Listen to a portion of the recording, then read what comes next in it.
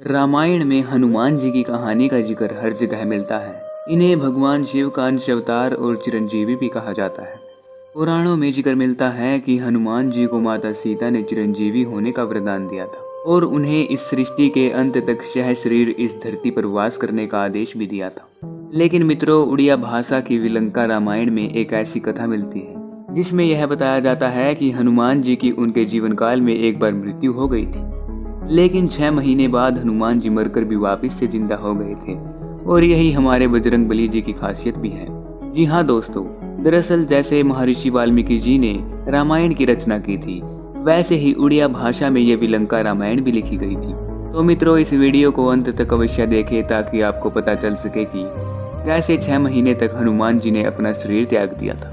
विलंका रामायण में कथा मिलती है कि एक बार प्रभु श्री राम विलंका के राक्षस राज सहस्त्रशिरा के वध के लिए गए होते हैं, लेकिन बहुत सारे दिन बीत जाते हैं, श्री राम वापस ही नहीं लौटते हैं। ऐसे में माता सीता परेशान हो जाती है और हनुमान जी को श्री राम का पता लगाने के लिए भेजती है। हनुमान जी श्री राम की खोज में निकल जाते हैं और हनुमान जी जगह जगह पर श्री राम की खोज करते हैं, लेकिन हनुमान जी को श्री राम का पता नहीं चलता।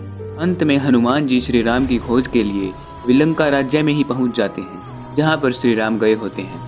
राक्षसों को देखकर हनुमान जी समझ जाते हैं कि प्रभु श्री राम इसी राज्य में आए हैं, लेकिन बहुत सारी कोशिश करने के बाद भी हनुमान जी को राजमहल में श्री राम नहीं दिखाई देते हैं।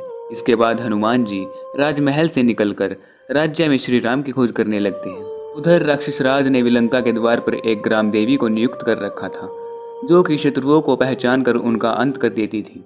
इसके अलावा राक्षसों ने विलंका राज्य के उत्तर दिशा में एक विष का सरोवर बना रखा था और विलंका के दक्षिण दिशा में उन्होंने एक तालाब बना रखा था। जो कोई भी व्यक्ति मित्र भाव से उस राज्य में प्रवेश करता था तो वह सरोवर या तालाब का जल पीता था और आसानी से दुर्ग में प्रवेश कर जाता था। लेकिन जो भी व्यक्ति शत्रु भाव से विलंका राज्य में प्रवेश करता था, वह उस विषैले सरोवर का पानी पी लेता था और उसकी मृत्यु हो जाती थी। ऐसी कथा मिलती है कि हनुमान जी भी उत्तर दिशा में ही जा पहुंचते हैं और श्री राम जी की खोज करने लगते हैं। उसी समय ग्राम देवी की भेंट हनुमान जी से होती है।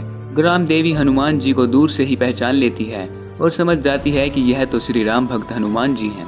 इसके बाद ग्राम देवी छोटा सा रूप धारण करके हनुमान जी के गले में बैठ जाती है, जिससे हनुमान जी का गला प्यास से सूखने लगता है। पवन पुत्र हनुमान जी उत्तर दिशा में बने उस सरोवर का जल पी लेते हैं, जो कि एक विषैला सरोवर था। और विषैले सरोवर का जल ग्रहण करते ही हनुमान जी के पूरे शरीर में विष फैलने लगता है और हनुमान जी अपने प्राण त्यागने लग जाते हैं। इसके बाद बहुत सारे दिन बीत जाते हैं, श्री राम का भी कुछ पता नहीं चला था और हनुमान जी भी गायब हो गए थे। ऐसे में सभी देवताओं ने पवन देव से पूछा कि आपका पुत्र हनुमान कहाँ है। तब पवन देव भी काफी हैरान हो जाते हैं। जब सभी देवतागण हनुमान जी को और श्री राम जी को ढूंढने लगते हैं तो तब बृहस्पति देव सभी देवताओं को बताते हैं कि हनुमान जी की तो विलंका राज्य में मृत्यु हो चुकी है। सभी देवता हैरान रह जाते हैं। इसके बाद वायुदेव बहुत ज्यादा दुखी हो जाते हैं। दुखी और क्रोधित होने के कारण वायुदेव इस पूरी सृष्टि से हवा का संचार रोक देते हैं और सारी सृष्टि पर वायु का संचार न होने के कारण सभी जीव जंतु मरने लग जाते हैं। इसके बाद सभी देवता वायुदेव से प्रार्थना करते हैं, लेकिन वायुदेव कहते हैं कि जब तक हनुमान जी जीवित नहीं होंगे तब तक वह इस सृष्टि पर वायु का संचार नहीं करेंगे। इसके बाद कहा जाता है कि सभी देवतागण विलंका राज्य में ही पहुंच जाते हैं और अमृत वर्षा करके तथा संजीवनी मंत्र से हनुमान जी को पुनर्जीवित कर देते हैं। और दोस्तों, इसके बाद हनुमान जी 6 महीने बाद मृत होने के बाद दोबारा से जीवित हो जाते हैं। हनुमान जी को जीवित देखकर वायुदेव भी प्रसन्न हो जाते हैं और सभी देवतागण भी। फिर हनुमान जी सभी देवतागणों को प्रणाम करके श्री राम की खोज दोबारा करते हैं और हनुमान जी विलंका राज्य में श्री राम को लेकर दोबारा अयोध्या लौट आते हैं। तो मित्रों, यह थी हनुमान जी के द्वारा 6 महीने तक अपने शरीर से प्राण त्याग देने वाली कथा, जो कि हमें विलंका रामायण में मिलती है। तो कैसी लगी आपको आज की यह वीडियो, कमेंट सेक्शन में जरूर बताएं। साथ ही साथ इस वीडियो को एक लाइक तथा चैनल को जरूर सब्सक्राइब करें। साथ ही साथ कमेंट सेक्शन में जय बजरंगबली भी अवश्य ही लिखें।